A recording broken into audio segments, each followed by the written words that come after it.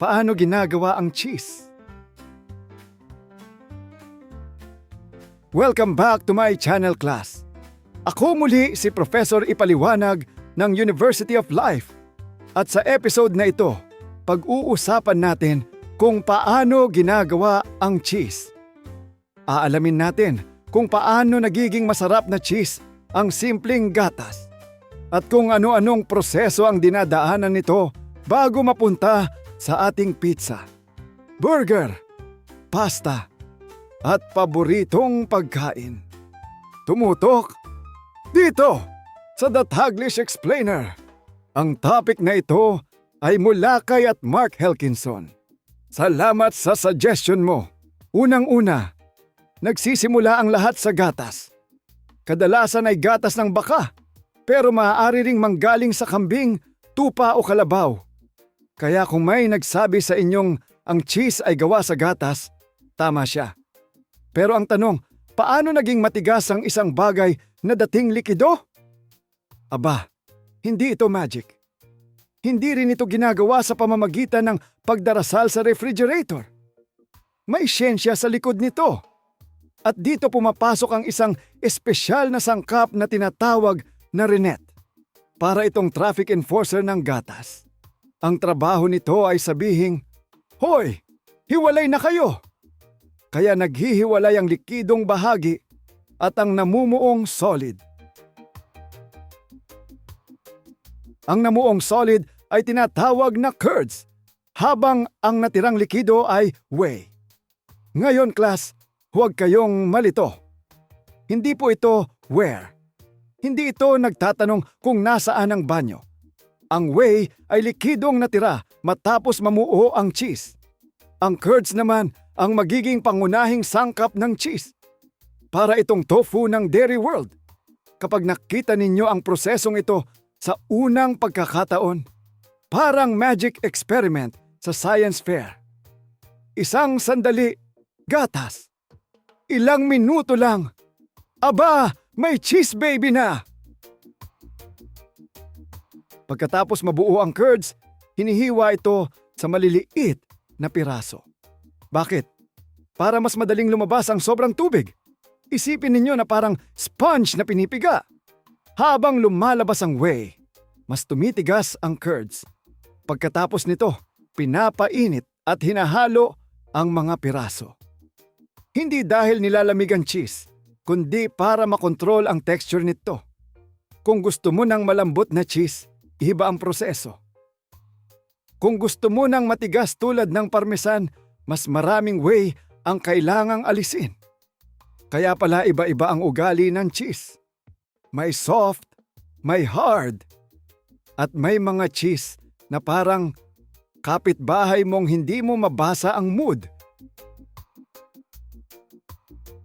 Sunod naman ang pagpiga o pressing. Dito inilalagay ang curd sa molde at pinipisil ng mabuti. Habang mas mabigat ang pagpiga, mas siksik ang cheese. Para lang tong pag-compress ng damit sa maleta kapag magbabakasyon. Kapag hindi mo piniga, hindi ka siya. Ganito rin ang cheese.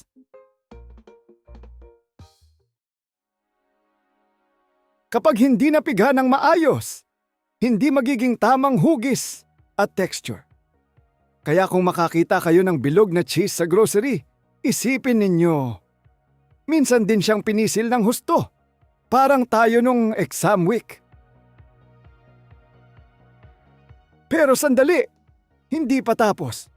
Pagkatapos pigain, nilalagyan ito ng asin.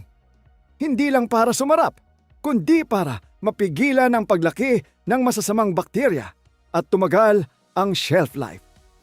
Ang asin din ang nagbibigay ng dagdag na karakter sa cheese. Para itong supporting actor na minsan ay siya pa ang mas napapansin kaysa bida. Kaya huwag maliitin ang asin. Sa kusina, maliit siya pero malaki ang ambag. Ngayon, heto ang pinaka-interesante. Ang aging o pagpapahinog. Oo class, ang cheese ay pinatatanda. Habang tayo ay gumagamit ng anti-aging cream, ang cheese naman ay proud na tumanda. Ang ibang cheese ay ilang linggo lang ang aging. Ang iba naman ay inaabot ng buwan o taon. Habang tumatagal, mas lumalalim ang lasa at mas tumitindi ang aroma. Kaya kung may naamoy kayong cheese na parang medyas ng varsity player pagkatapos ng 5 oras na basketball, huwag kayong magulat. Sa mundo ng cheese lovers, minsan mas mabaho, mas masarap. Iba-iba rin ang cheese dahil sa bakterya at molds na ginagamit. Huwag kayong kabahan kapag narinig ang salitang mold. Hindi ito yung amag na tumutubo sa tinapay na naiwan sa kusina ng 2 linggo. Ang ginagamit sa paggawa ng ilang cheese ay espesyal at kontroladong molds. Sila ang nagbibigay ng kakaibang kulay, texture at lasa. Halimbawa, ang blue cheese ay may asul na guhit dahil sa espesyal na mold. Hindi ito nasira. Sadya talaga iyon. Parang fashion trend lang. Hindi lahat maiintindihan. Pero may mga taong gustong-gusto. Ngayon naman, bakit natutunaw ang mozzarella habang ang parmesan ay halos ayaw matunaw? Dahil magkakaiba ang dami ng moisture at taba ng bawat cheese. Ang mozzarella ay maraming moisture kaya kapag ininit, humahaba at umiinat na parang rubber band ng grade 1. Samantalang ang parmesan ay mas tuyo at matagal na na-age kaya mas gusto nitong maging toppings kaysa maging cheese pool superstar. Kaya bawat cheese ay may sariling talento. Parang classroom. May magaling sa math, may magaling sa English, at may magaling lang manggopya. Manghiram ng sagot. Sa modernong panahon, karamihan sa cheese ay ginagawa na sa malalaking pabrika gamit ang mahigpit na sanitasyon at quality control.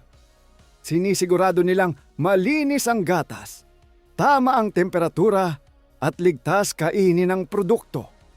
Ngunit mayroon pa ring mga artisanal cheesemakers na manumanong gumagawa ng cheese gamit ang tradisyonal na pamamaraan.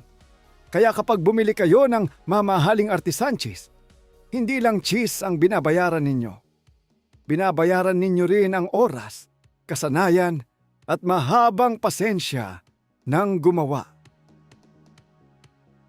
Hanggang sa susunod na episode, ako muli si Professor Ipaliwanag, nagsasabing, ang kaalaman parang cheese. Habang tumatagal, mas lalong sumasarap.